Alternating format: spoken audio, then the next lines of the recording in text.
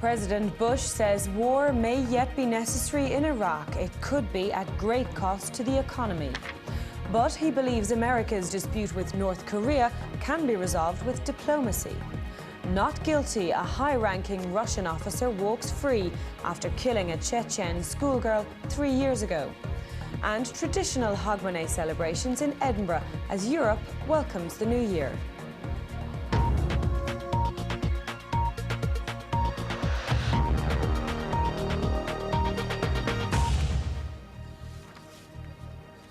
Hello, this is BBC News. I'm Gillian, and a very happy new year to those of you who have had a new year so far. President Bush has said war with Iraq may be necessary, even at great economic cost. But he added that he hoped Iraq would disarm peacefully and avoid a confrontation. Iraq says it has invited Hans Blix, the head of the United Nations weapons inspectors, to Baghdad. Mr. Blix is due to submit a report on the findings of the inspectors to the UN Security Council by the end of January. Caroline Hawley reports from Amman. They're searching several sites a day now, and the UN says no hindrance from the Iraqi authorities. The inspectors do still want more information from Baghdad, but the UN Secretary-General said he saw no argument yet for war. I still hope that we'll be able to resolve this issue peacefully. And if the cooperation continues and we are able to verify and have the evidence of what is going on in Iraq, I hope we do not have to have a military operation. George Bush is making clear military force remains very much an option, though he says he hopes a peaceful solution is possible. The international community has been trying to resolve the situation in Iraq through diplomacy for 11 years. And for 11 years, Saddam Hussein has defied the international community. And now we've brought the world together to send a clear signal. We expect him to disarm, to get rid of his weapons of mass destruction. Again, I hope this Iraq situation will be resolved peacefully. One of my New Year's resolutions is to work to deal with these situations in a way so that they're resolved peacefully. In Baghdad, Iraq's deputy prime minister meeting American church leaders was pessimistic about the prospects now for peace. If it were in the hands of those honest ladies and gentlemen, my answer will be yes. But you know, it's not in their hands. The situation is still in the hands of the warmongers. And that's, we hope that they will listen to the voice of peace here in Iraq as well as in America. We hope so. It's the UN's voice that counts now, at least for most of the world.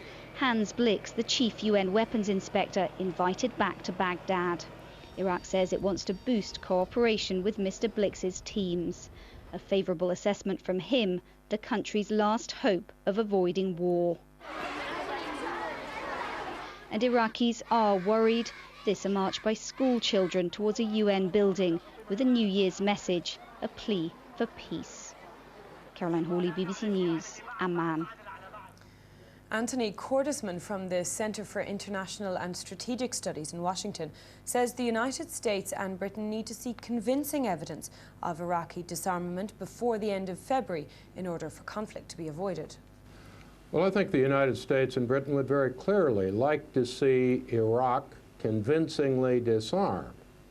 Perhaps the difference between the U.S. and British view and the one that the Secretary General of the UN has put forth is Britain and the United States, I think, believe this has to be done. There has to be convincing evidence Iraq will fully disarm between now and sometime in February.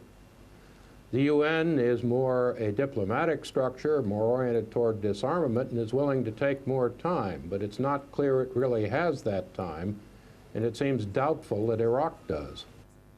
The American president has said the United States is involved in a diplomatic showdown with North Korea and not a military one. Mr. Bush said he believed the dispute over Pyongyang's decision to restart a nuclear reactor could be resolved peacefully. North Korea's actions have prompted international fears that it plans to build nuclear weapons. It said it had no choice because the Americans were planning a preemptive strike against it. Happy New Year, everybody. President Bush with a message that America's North Korean standoff can be settled with words and not weapons. The North Korean situation is one that can be resolved peacefully through diplomacy. All options, of course, are always on the table for any president, but by working with these countries, we can resolve this. United Nations nuclear inspectors arrived in Beijing on Tuesday after being expelled by Pyongyang. The communist state says it can no longer fulfill its obligations to the Nuclear Non-Proliferation Treaty. Washington's main ally in all this should be South Korea, but Seoul's currently gripped by a wave of anti-American sentiment. 20,000 people took to the streets in what's now becoming a familiar sight. Protests calling for American troops to leave South Korea and for the American government to soften its stance against their northern neighbour. The South Korean government's been publicly distancing itself from the United States, saying it doesn't believe that isolating North Korea is the answer. And without a united front against Pyongyang, the United States is struggling to find a solution to another foreign dispute. Matt Prodger, BBC News. An explosion in a market in the east of Mexico has left 18 people dead and at least 30 injured. Local officials in the port city of Veracruz said the blast had been set off by gunpowder used in fireworks being sold for New Year celebrations. Fires engulfed cars, buildings and market stalls in 2 streets in the centre of the city. Many of those killed and injured were overcome by fumes. A military court in Russia has cleared a high-ranking Russian officer of murdering an 18-year-old Chechen schoolgirl. In a high-profile case, Colonel Yuri Budanov was found not responsible for his actions because he was temporarily insane when he strangled the girl in March 2000. Russian ultranationalists gathered to show their support for Colonel Yuri Budanov. They believe he's a Russian hero, and they'll be celebrating this verdict. As far as his supporters are concerned, Colonel Budanov was simply a patriotic Russian doing his duty in a war zone when the killing took place. However, that same verdict will come as a bitter blow to the Kungayev family. They fought for justice for almost 3 years now, since the day their daughter's naked body was found buried near the Russian army post in Chechnya. Colonel Yuri Budanov was a leading Russian tank commander serving in the breakaway republic when he took 18-year-old Hedda Kungayeva away from her home late one night. Her parents never saw their daughter alive again.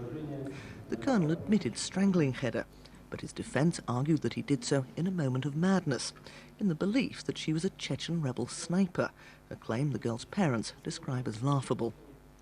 Psychiatrists argued that the colonel was suffering from severe stress brought on by serving in the war, a defence the court accepted. He'll now be sent for treatment rather than to prison for murder. The dead girl's parents have questioned the psychiatrist's findings, saying the colonel was drunk and not mad when he killed their child. They also say clear forensic evidence that their daughter was raped never came to court.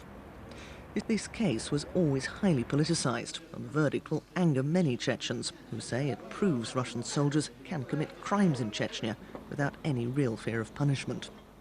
However, with anti-Chechen feeling running high in Russia after the rebels' siege of a Moscow theatre in October, most Russians will welcome the court's verdict. Caroline Wyatt, BBC News, Moscow. The Russian government has ordered the Organisation for Security and Cooperation in Europe to close its offices in Chechnya after negotiations for a new mandate broke down. The OSCE first opened its offices in 1995 as part of a plan to restore self-government in the republic. Western diplomats wanted the mission to keep monitoring human rights in Chechnya, where there are persistent allegations of abuses against civilians. Tens of thousands of Palestinians have gathered in Gaza to mark the 38th anniversary of the founding of Yasser Arafat's Fatah movement. In a live televised address from Ramallah, Mr. Arafat called for negotiations to solve the Middle East crisis. He reiterated his opposition to attacks on Israeli and Palestinian civilians and accused the Israeli Prime Minister Ariel Sharon of using war to continue the occupation of Palestinian territories. And the Israeli Prime Minister has sacked a member of his government over allegations of vote rigging in the Likud party's internal elections. The Deputy Infrastructure Minister, Naomi Blumenthal, was dismissed after she invoked her right to remain silent when faced with police questions. The Israeli media has suggested a large number of candidates used bribery to get themselves well placed in the poll. Fears are growing for the inhabitants of two remote islands in the Pacific, which were struck by a major cyclone on Saturday. Winds of more than 300 kilometers an hour cut communications on the islands of Tikopia and Anuta, which are part of the Solomons Group. Up to 3,000 people live there. Too flat to offer any kind of shelter, the impoverished Solomon Islands are ill-equipped to deal with a storm of these catastrophic proportions. This is how the islands looked before the cyclone struck. No one knows how much is left of Tikopia and Anuta now. All communications are cut and nothing's been heard of their 3,000 or so inhabitants since Sunday. 1,400 miles from Australia, the vast island chain could hardly be further from help. And it's another 620 miles from the capital Honiara to the two stricken islands, at least 2 days by boat. Satellite pictures show the aftermath of the storm. Cyclone Zoe's now a dense black cloud north of New Zealand. At the height of its power, it went off the scale, with winds gusting up to 235 miles an hour. People could be now getting to a stage that they're getting through their last bit of food. People could be out in the open. These islands are very flat islands, and the people could be in real trouble at the moment. We could have a severe situation on our hands. Help is at hand. The Australian Air Force will fly over the region tomorrow, but a rescue boat isn't expected to get there till Friday. No one knows quite what it'll find. Jane Hughes, BBC News. The Afghan authorities have released 7 Pakistani prisoners from a jail in the northern Afghan city of Shebaran. The men had been arrested a year ago during the US-led military campaign in Afghanistan. The decision to release them was announced by the Afghan Deputy Defence Minister, General Abdul Rashid Dostum. Heads of state from across the world have started to arrive in Brasilia ahead of the inauguration ceremony of the newly elected president, Luiz Inácio Lula da Silva. Cuba's leader Fidel Castro was one of the first to fly in. Mr. Castro was making his first public appearance in more than 2 weeks after suffering from a leg infection. A host of other South American leaders are expected to attend, including the embattled Venezuelan president Hugo Chavez. And tens of thousands of Brazilians are expected to attend the historic swearing-in of Mr. da Silva. He's the country's first left-wing president in 4 decades. Community policing Rio de Janeiro style. A few months ago, the neighborhood of Vila Cruzeiro was hostile territory under the sway of drug gangs. Now the police are trying to win back control and the trust of local residents in an experiment which promises to become a model for police reform in Brazil. We have to shift from the role we had of protecting the state under military dictatorship. Now we have to provide security for all the population. It will take much patience and perseverance to change the mentality of the police. Brazil's slums have for decades been left to fend for themselves, allowing drug gangs to move in. The police just protected wealthy areas. But with rich and poor living on top of each other, no one now feels safe, putting pressure on the new president, known here as Lula, to push through police reform. If we don't get some of the major, most important changes through, the situation will just continue the way it is. It will even deteriorate a little bit more. Several states will stay in the command of organized crime, and many other states will still implement policies of shooting and of confrontation the way we have now, which only lead to more violence, and there is a vicious circle that we've been living through the last 20 years. Amongst ordinary Brazilians, the police have a dreadful reputation for incompetence and brutality. Lula's advisors believe the only way to change this is to extend the community policing experiment to the rest of Brazil's cities. Where it's been tried, it seems to work. These swimming classes are held at a community centre run in partnership with the police in another Rio slum. While drugs problems have not disappeared, violence has reduced dramatically. This project has only been going a year, but already you can see kids walk past and greet the police, something that would never happen in other areas. The designers of Rio's community police are now taking over national policy, but past attempts to push the idea have met strong resistance inside the police itself and from powerful state governors. So the new president may face a long battle to turn this blueprint into reality. Tom Gibb, BBC News, Rio de Janeiro. This is BBC News. Let's have a quick look at the headlines. President Bush says war may yet be necessary in Iraq, but he hopes the situation will be resolved peacefully. He believes America's nuclear dispute with North Korea can be resolved with diplomacy. And now John Terrett brings us the business news from New York. Hello from Times Square, where the markets received a nasty year-end economic shock. The numbers are coming up. It was US consumer confidence that fell in December for the 6th time in 7 months. The widely watched measure came in at 80.3, down from a revised November figure of 84.9. It had been expected to hit 86. Anything less than 90 is a concern. Worries over Iraq, Venezuela, North Korea and higher unemployment at home are being blamed.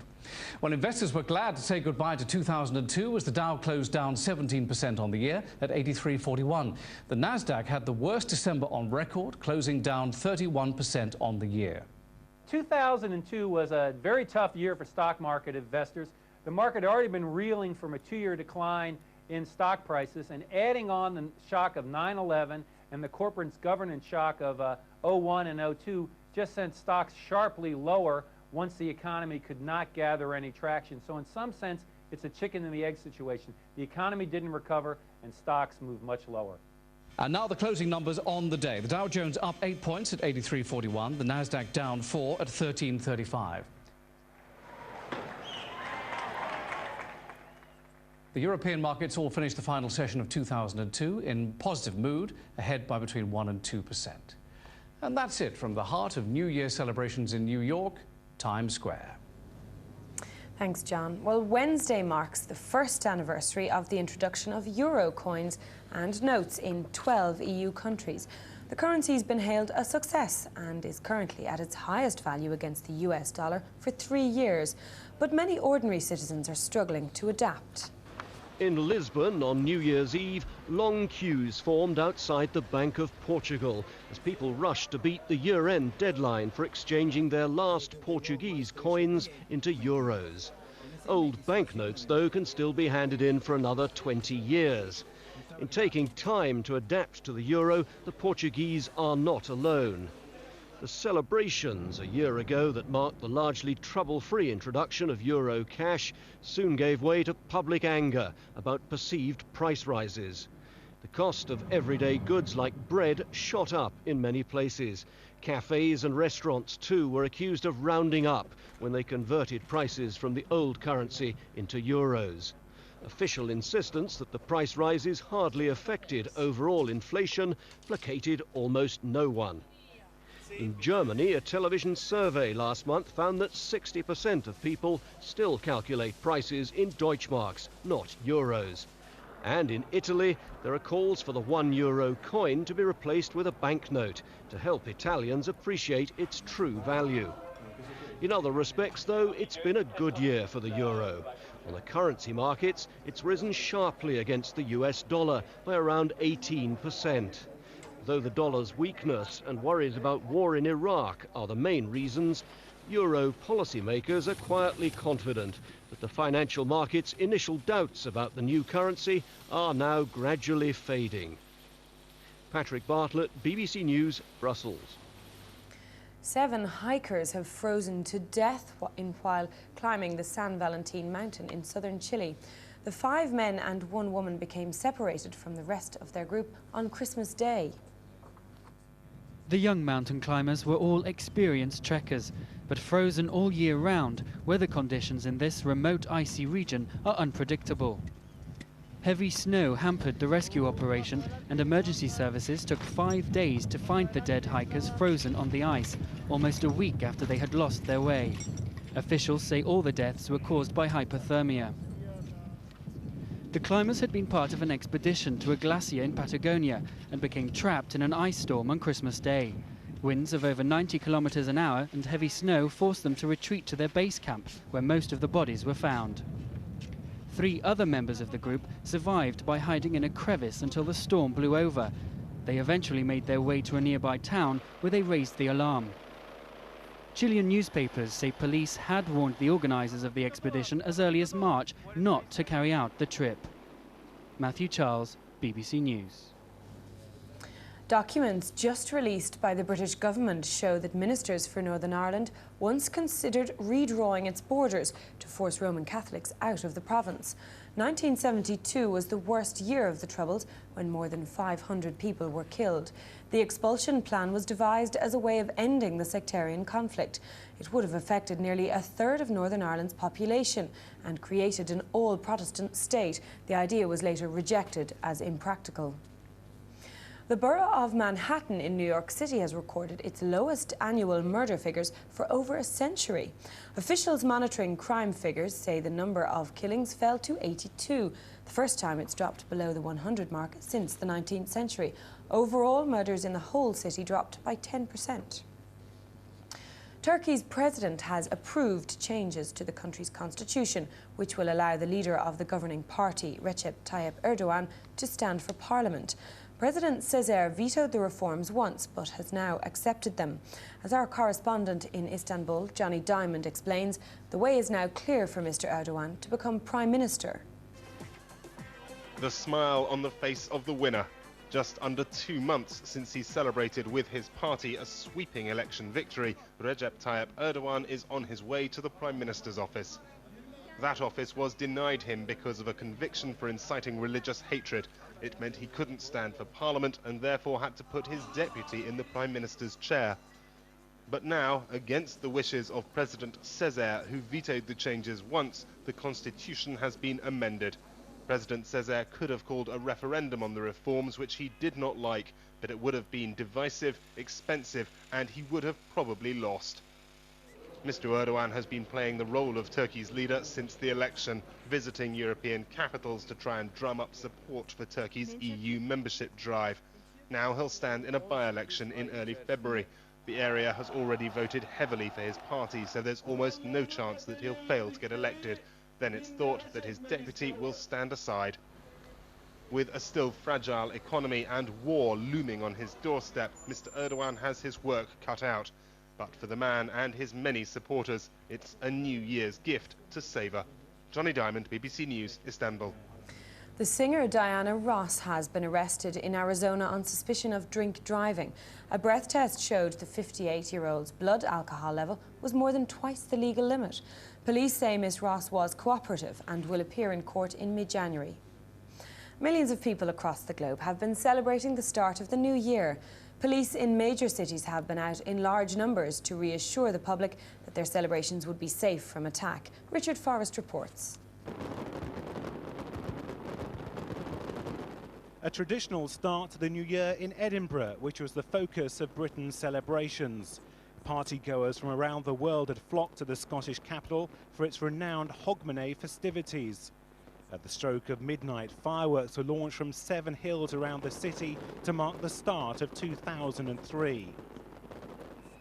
It was a different scene in London, where revellers were forced to move their celebrations to Parliament Square to hear the chimes of Big Ben ring in the new year. Police had earlier advised people to stay away from Trafalgar Square.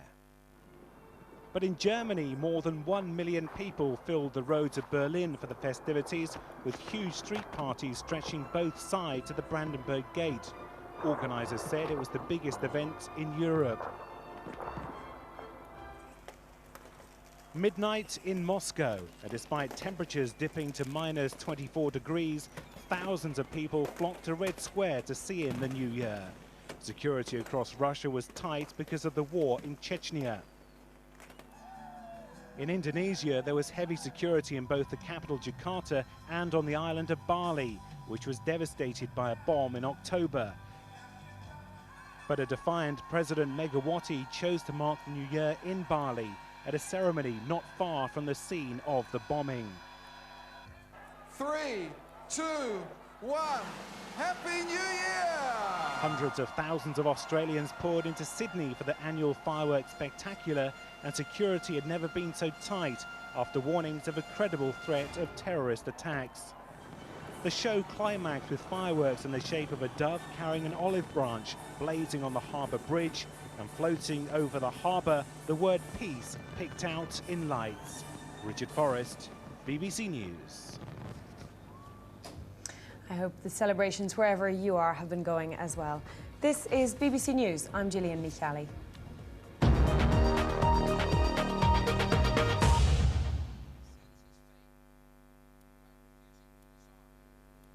Hello, good morning. It's been quite a cold night for bringing in the new year across eastern parts of the United Kingdom. Further west, different story. It's a good deal milder, but it's also wetter, and rain is spilling across from the west across many parts of the country. It's already turning heavier across Wales and the southwest. And as that wetter weather moves its way eastwards, it's bumping into the cold air, so we could well find a spell of sleet and snow, particularly over the hills of northern England up in towards Scotland, giving us some tricky travelling conditions for early in the morning. But it's rain we've got to keep an eye on as well, particularly for southern England, East Anglia, the Midlands and Lincolnshire. Here we're likely to find some more heavy rain during today, and given the state of the ground, there's every chance of some further localised flooding. It's going to be a wet day for many of us, I suspect. The snow across the north will gradually turn to rain. We'll just keep some snow in the afternoon across the Highlands of Scotland. Some heavier rain as you move your way southwards. It should turn somewhat drier and brighter across Wales and the southwest during the afternoon. But a wet day to come, and the flooding is still a major concern. Last time I looked, there were almost 70 flood warnings in England and Wales, and more rain to come. The numbers are likely to rise. Floodline number there, 08459 88 1188. Temperatures today, well, at least it's mild across those wet areas, but it's windy through the Channel come the afternoon in particular. Gale force winds and windy along southern counties of England. The winds from a different direction as you move northwards, coming in off the North Sea. It means for Scotland and the northeast of England, it's always going to be on the chilly side. And those easterly winds continue to blow across the northern half of the UK, blowing in progressively colder air. And as we go through the rest of the week and into the weekend, that colder air that's sitting across Scotland is going to gradually sink its way further and further southwards. It's going to turn colder by day and at night as well. So we've got more rain to come over the next few days, and also some localised flooding quite likely, but also some snowfall. Where we've got that cold air in Scotland over the next few days, there's going to be some snow, and as the colder air pushes its way southwards, by the end of the weekend there could well be some snow across southern parts of the United Kingdom as well. Certainly something to watch out for. We're watching this area of low pressure at the moment though, that's going to be bringing the wet weather in the south on Wednesday. That's going to clear away, and another one come in for Thursday. So more wet weather for many parts of England and Wales in particular. Some heavy rain, followed in turn by some showers, very blustery as well. Those winds through the Channel, gale or severe gale force. A little bit quieter as you move further north, but very cold across Scotland. So we're going to find more sleet and snow, and not just over the hills, but away from the east coast. Could well be at lower levels as well. As we go into the end of the week, we see the cold air across Scotland just sinking southwards and dragging that band of cloud and wintry weather southwards across northern England and Northern Ireland as well. And by Saturday, I think it probably will just have about cleared away towards the south, the last of any remaining rain across southern areas clearing away, and then much brighter and colder weather following on behind, and a frosty start to the weekend with a few wintry flurries around some of those northern and eastern coasts. But for most of us, Saturday should be dry and cold with some sunshine. But then we're looking at wetter weather returning from the southwest and coming into the cold air. There's a risk of some significant snowfall over the hills across southern parts of the United Kingdom. Here's a summary.